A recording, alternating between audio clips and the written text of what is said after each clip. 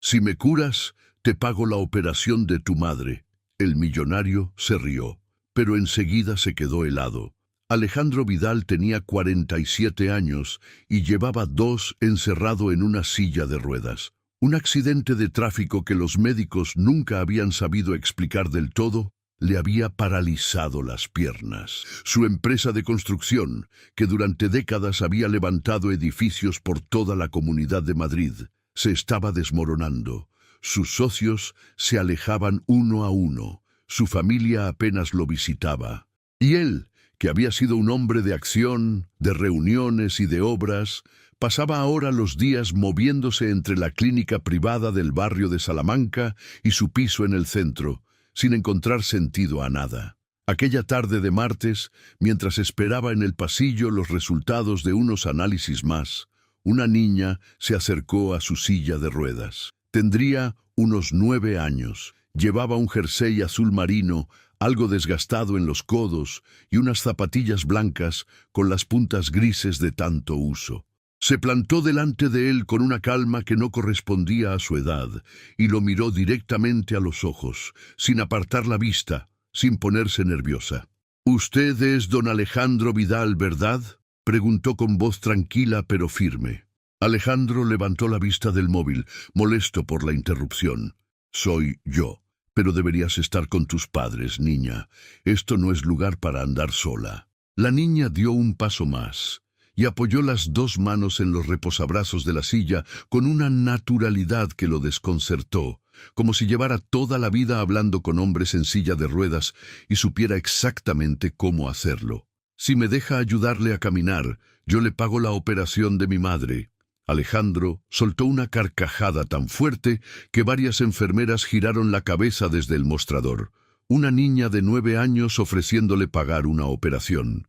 Solo podía ser una broma o algún tipo de experimento raro de algún programa de televisión. «¿Ah, sí?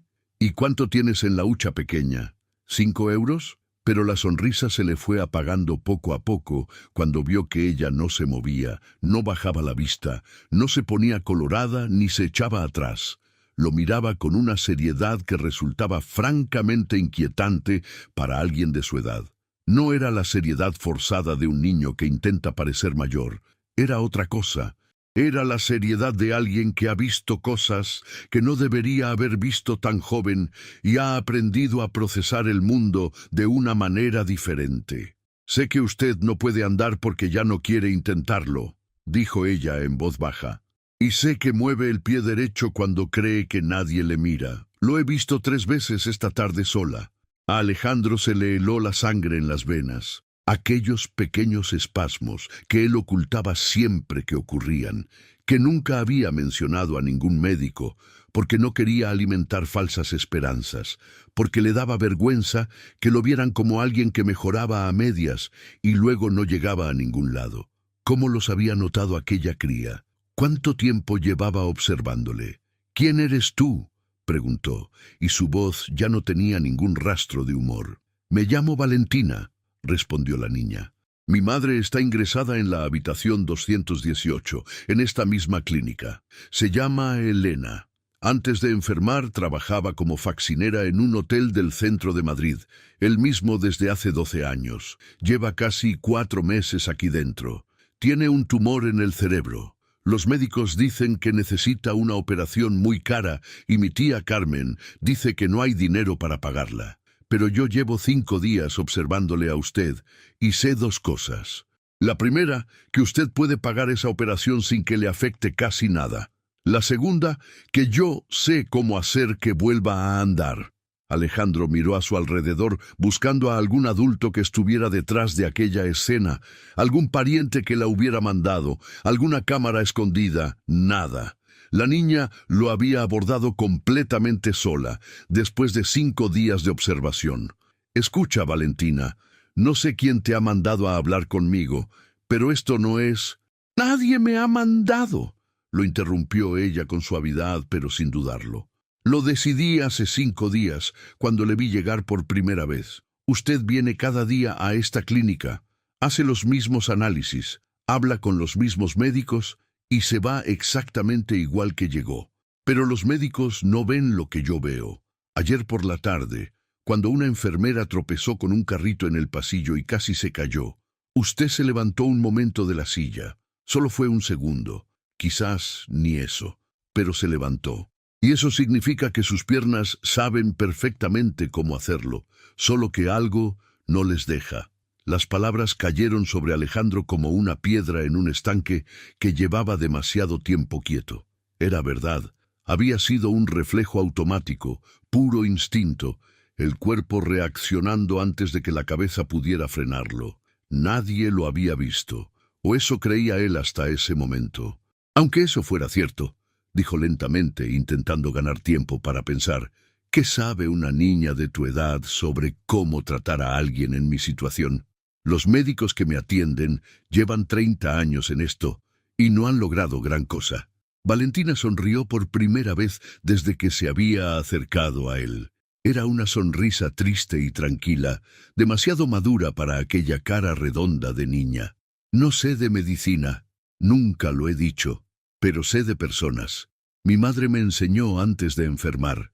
Ella decía que hay gente que deja de andar no solo porque el cuerpo no les da, sino porque el corazón ya no quiere seguir adelante. Y que esos son los más difíciles de tratar, porque los médicos solo saben arreglar cuerpos. Y usted, don Alejandro, no tiene el cuerpo roto del todo. Lo que tiene roto es otra cosa. Aquellas palabras le dieron a Alejandro en el centro del pecho con una precisión que lo dejó sin respuesta durante varios segundos. Ningún médico, ningún psicólogo, ningún fisioterapeuta en 2 años de tratamientos y revisiones y sesiones había llegado tan cerca de lo que él sentía de verdad, porque sí había algo más allá de la lesión física, algo que los escáneres no mostraban y los análisis no detectaban. Había una rendición silenciosa que no recordaba haber elegido conscientemente, pero que estaba ahí, instalada en él como un mueble que llevas tanto tiempo sin mover que ya no sabes si podrías moverlo aunque quisieras. No sabes de lo que hablas, dijo él, pero su propia voz lo traicionó sonando floja y poco convencida. Sí sé. Los médicos se dicen entre ellos, cuando creen que usted no puede oírles, que su lesión no era tan grave como parecía al principio, que tendría que haber recuperado más movilidad con el tiempo y la rehabilitación. Pero algo le frena, ¿verdad? Alejandro no respondió. Se quedó mirando las manos apoyadas sobre sus muslos. Las mismas manos que antes firmaban contratos de millones, que revisaban planos encima de mesas de obra, que estrecharían las de 100 socios distintos a lo largo de los años. Manos que ahora pasaban el día sosteniendo el móvil o empujando las ruedas de una silla. «Está bien», dijo finalmente, con un suspiro largo. «Imaginemos que tienes razón. ¿Qué propones exactamente?» «Que usted me prometa que pagará la operación de mi madre si consigo que dé un paso. Un paso solo, de pie, sin apoyo, en el plazo de 1 semana. ¿Y si no lo consigues? Entonces me marcho y busco otra forma de ayudar a mi madre, y usted no me deberá nada de nada». Alejandro estudió a la niña durante un momento largo. Era completamente absurdo. Era la propuesta más descabellada que nadie le había hecho en toda su vida, y eso que había negociado proyectos de 200 millones de euros. Pero también era la primera vez en 2 años que alguien le hablaba sin lástima, sin tecnicismos médicos, sin el tono de protocolo condescendiente que se usa con los enfermos crónicos, solo con una honestidad brutal y directa que no sabía muy bien cómo manejar. «¿Cuánto cuesta la operación?» Valentina sacó un papel doblado del bolsillo del jersey. Lo había escrito ella misma a mano, con bolígrafo azul, con letra de niña que intenta ser ordenada y adulta. 190.000 euros. Para Alejandro esa cantidad era casi irrelevante. Tenía mucho más que eso paralizado en cuentas corrientes que no tocaba desde hacía meses. Para aquella familia debía parecer la distancia entre la vida y la muerte, porque probablemente lo era. «Voy a hacerte un trato distinto al que propones», dijo él. «Voy a pagar la operación ahora mismo, antes de que hagas nada. Mañana a primera hora el dinero estará transferido y la cirugía programada. y tendrás una semana para conseguir que dé ese paso. Si lo logras, el trato está cumplido. Si no lo logras, no me deberás absolutamente nada. Los ojos de Valentina se abrieron del todo por primera vez desde que había empezado la conversación. ¿De verdad va a pagar aunque yo todavía no haya hecho nada? Lo hago porque quiero creer que puedes ayudarme, y porque si algo me ha enseñado este tiempo en esta silla es a reconocer cuando alguien está hablando con verdad, y tú llevas 10 minutos haciéndolo. Valentina se quedó inmóvil un momento, como procesando lo que acababa de escuchar. Luego le echó los brazos al cuello en un abrazo rápido y apretado, como solo abrazan los niños, sin calcular el gesto ni medir la distancia, sin pensar en si es apropiado o no. Alejandro tardó un segundo en reaccionar. Cuando lo hizo, se dio cuenta de que hacía mucho tiempo que nadie lo abrazaba de esa manera, sin protocolo, sin pena, sin querer nada a cambio. Solo abrazarlo. Subieron juntos a la habitación 218. Era pequeña y sencilla, sin lujos, con la ventana dando a un patio interior y una silla de plástico en la esquina, donde era evidente que Valentina pasaba muchas horas. En la cama dormía una mujer de unos 40 años, delgada, muy pálida, con el pelo castaño recogido y las manos quietas sobre la sábana doblada. A pesar del estado en que se encontraba, tenía una cara serena, casi tranquila. «Esta es mi madre, Elena», susurró Valentina. Antes de enfermar fregaba suelos y limpiaba habitaciones en el Hotel Palace en el centro. 12 años en el mismo trabajo sin faltar un solo día. Siempre decía que no hay trabajo malo si lo haces con dignidad, que lo importante es volver a casa mirando a la gente a los ojos. Alejandro la miró dormir en silencio durante un rato. Luego salió al pasillo y llamó a su asistente. Dio instrucciones claras y sin rodeos, que al día siguiente a primera hora de la mañana el pago de la operación estuviera hecho y la cirugía programada para la fecha más cercana posible que los médicos consideraran adecuada. Cuando una enfermera se enteró, salió a confirmar los detalles con cara de no acabar de creer lo que estaba tramitando. «Señor Vidal, hablamos de 190.000 euros. Ya lo sé. Que la programen cuanto antes». Bajaron al jardín interior de la clínica. Era un patio pequeño con árboles bajos y bien recortados, un banco de madera junto a una fuente que hacía un ruido tranquilo y constante de agua. Valentina eligió ese banco, se sentó con los pies sin llegar del todo al suelo y cruzó las manos sobre el regazo con la concentración de alguien que está a punto de empezar algo importante. «Primero necesito que me cuente qué pasó el día del accidente», dijo. «¿Para qué sirve eso? Porque mi madre siempre decía que cuando algo muy malo nos ocurre de golpe, a veces nos quedamos atrapados en ese momento, como si una parte de nosotros no pudiera salir de ahí y seguir adelante, y que mientras esa parte siga atrapada, el resto tampoco puede moverse del todo». Alejandro respiró hondo. No le gustaba hablar del accidente.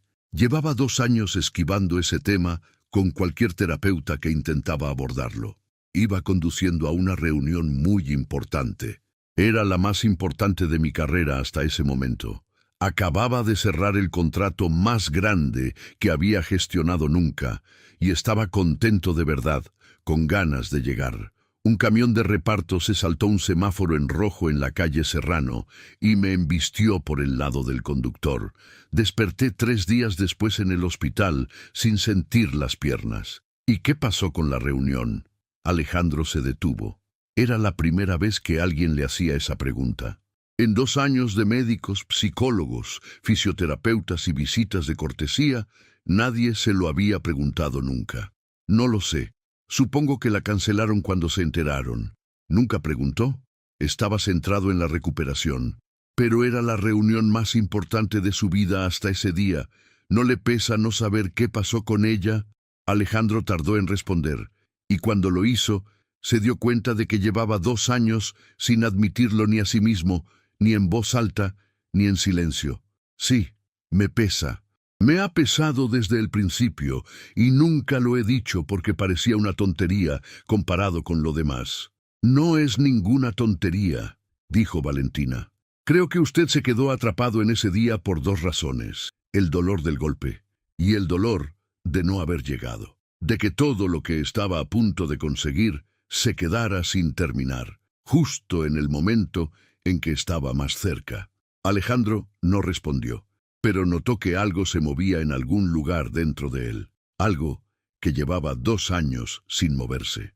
¿Y cómo se sale de ahí? Averiguando qué pasó con esa reunión y teniendo una nueva reunión importante que esta vez no se pierda. Una que le dé al cuerpo una razón para recordar que tiene que moverse. ¿Y cuál sería esa nueva reunión? La reunión en la que usted se levante de la silla, camine hasta mi madre y le diga que la operación ha ido bien, que puede empezar a recuperarse tranquila. Alejandro la miró durante un momento.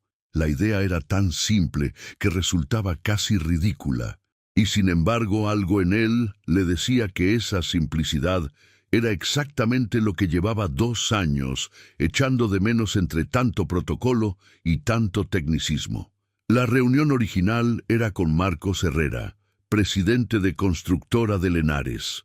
Íbamos a firmar una alianza para un gran proyecto en la zona norte de Madrid.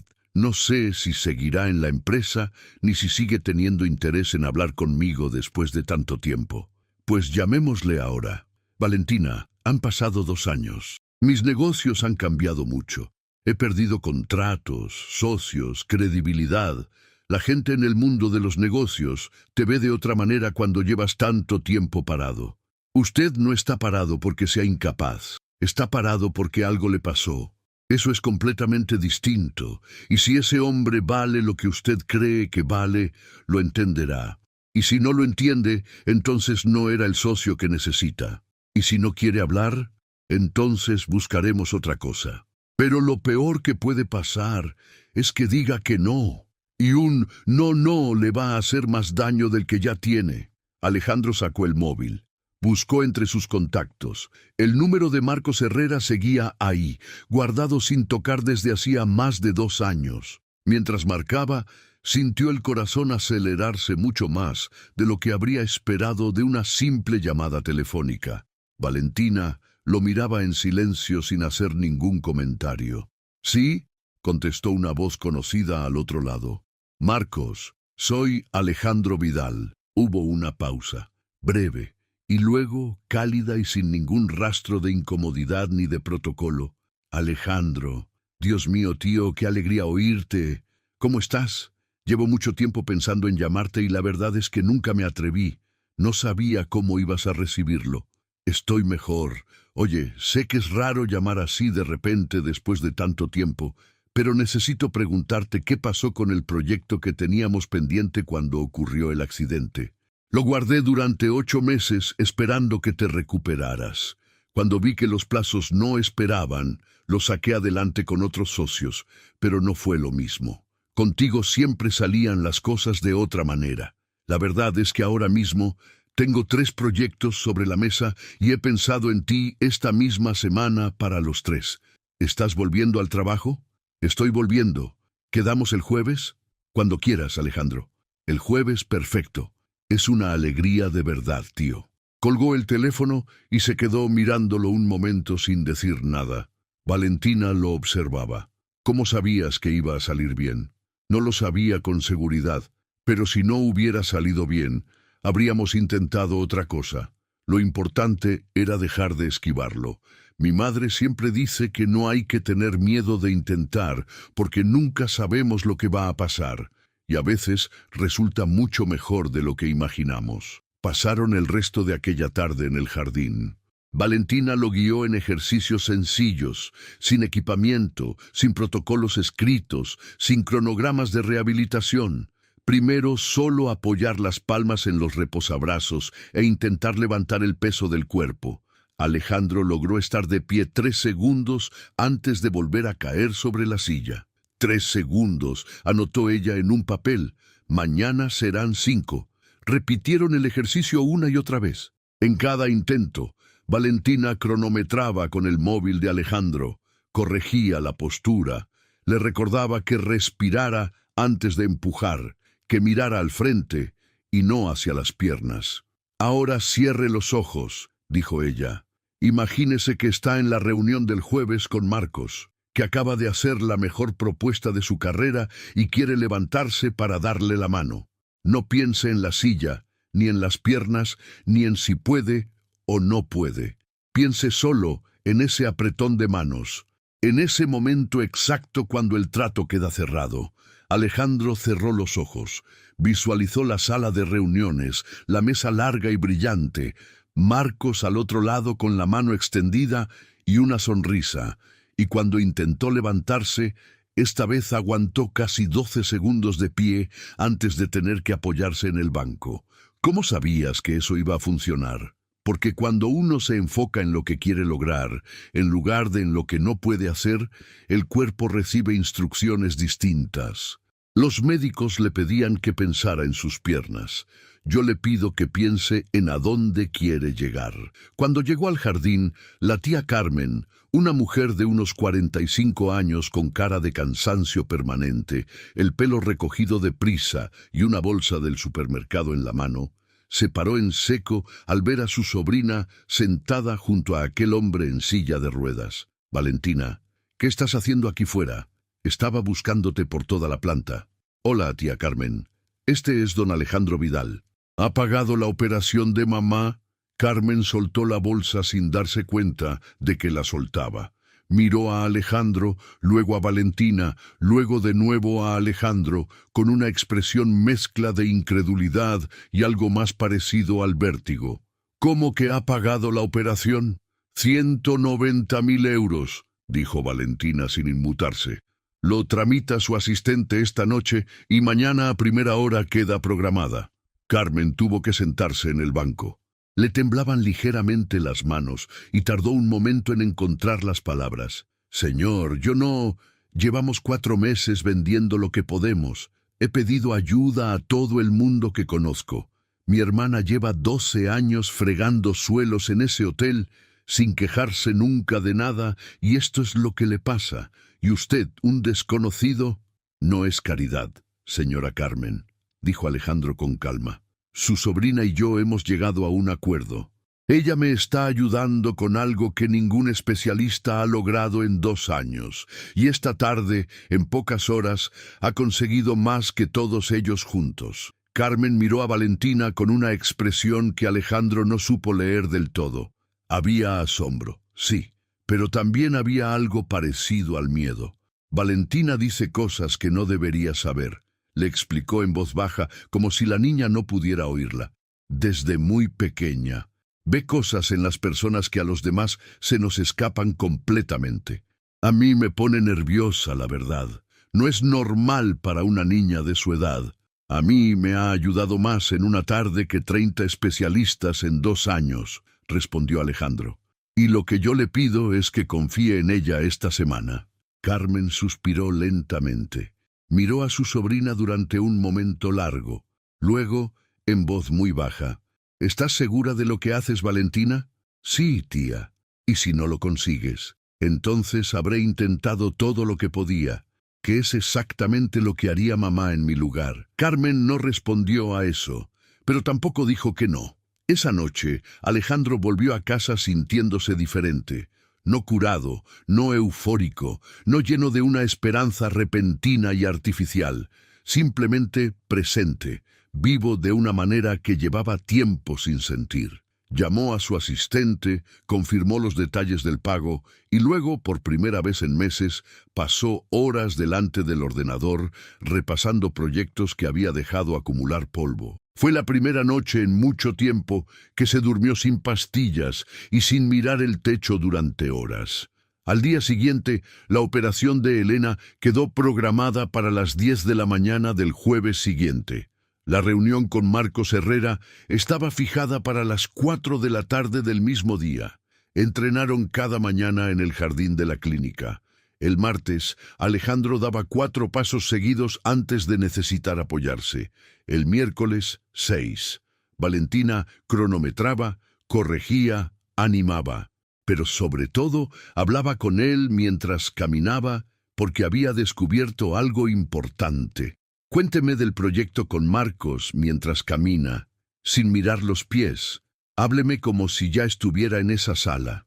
Alejandro empezó a hablar del proyecto, de los terrenos en la zona norte, de los planos que recordaba, de las mejoras que había pensado durante aquellas noches de insomnio en que la mente funcionaba pero el cuerpo no.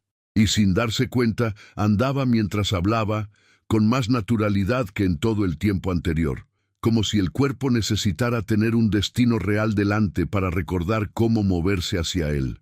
Ahora sí, dijo Valentina, ahora está caminando de verdad.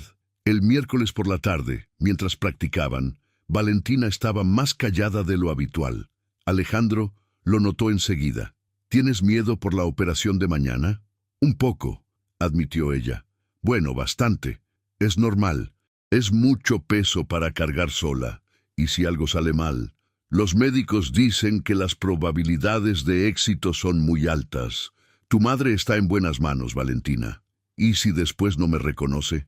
A veces pasa con las operaciones del cerebro. Los médicos lo mencionaron de pasada y yo no he podido dejar de pensar en eso desde entonces. Tu madre nunca podría olvidarte.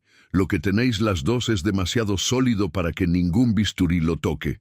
Ella asintió despacio.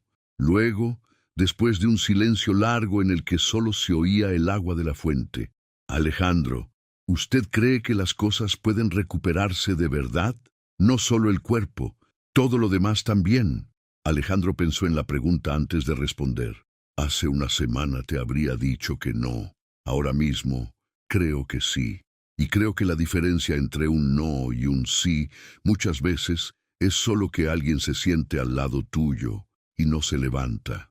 El jueves amaneció con sol sobre Madrid, ese sol de otoño que calienta sin quemar y que hace que la ciudad parezca más amable. Alejandro llegó a la clínica antes de las 9. Encontró a Valentina y a Carmen, sentadas en silencio en el pasillo de la segunda planta, en sillas de plástico, junto a la puerta cerrada de la habitación de Elena. Valentina tenía las manos entrecruzadas sobre el regazo y miraba el suelo con una concentración que daba un poco de pena y mucho respeto. ¿Cómo está?, preguntó Alejandro sentándose junto a ellas. Esta mañana estaba despierta un rato antes de entrar a quirófano, dijo Carmen. Valentina estuvo con ella cogiéndole la mano. ¿Le dijo algo? Valentina levantó la vista.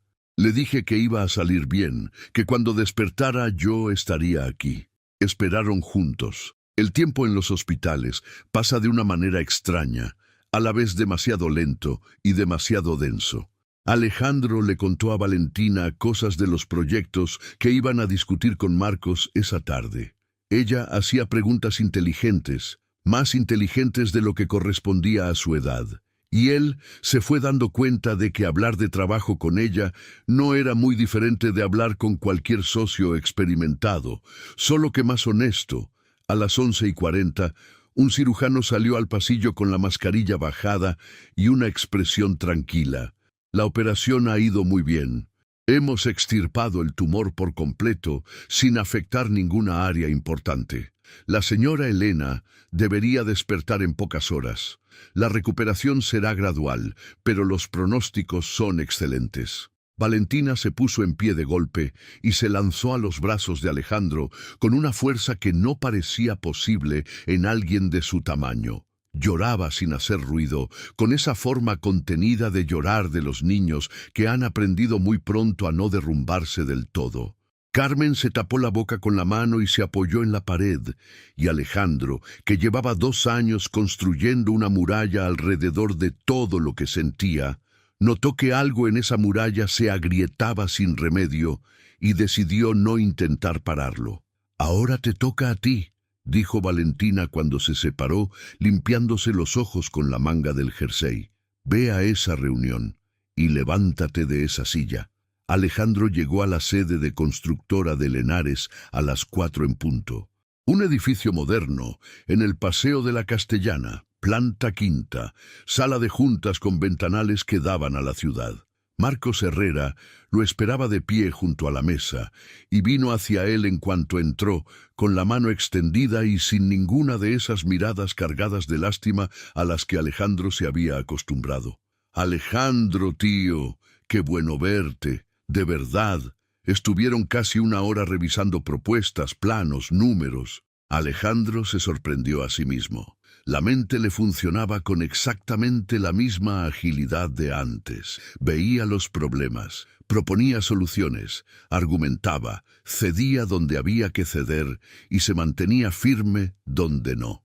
Era como si nunca hubiera salido del todo, como si hubiera estado esperando en algún lugar dentro de él con la maleta preparada. «Esto es exactamente lo que necesitaba», dijo Marcos. «¿Te apuntas al proyecto?» Y llegó ese momento. Alejandro no pensó en las piernas. No pensó en si podría o no podría. Pensó en Valentina de pie a 2 metros de él en aquel jardín de la clínica, con la mano extendida y aquella voz tranquila diciéndole que no pensara en la silla ni en las piernas, sino en el apretón de manos. Solo en eso. Apoyó las palmas en los reposabrazos, respiró despacio una vez y se levantó. Marcos se quedó inmóvil. Alejandro caminó hasta él, 4 pasos firmes, sin titubear, y le estrechó la mano de pie. Como durante 20 años había cerrado todos sus tratos, mirándolo a los ojos. «Trato hecho», dijo. Marcos tardó unos segundos en reaccionar. Cuando lo hizo, le apretó la mano con fuerza y le puso la otra sobre el hombro. «Alejandro, no sabía que ya estabas caminando. Esto es increíble, tío. Es reciente y todavía tengo mucho trabajo por delante, pero estoy volviendo. ¿Quién te ha ayudado? Tiene que ser alguien extraordinario. La mejor terapeuta que he conocido en mi vida». Hizo una pausa. «Tiene 9 años». Marcos lo miró sin entender. Alejandro sonrió. «Es una historia larga. Te la cuento cuando tengamos más tiempo».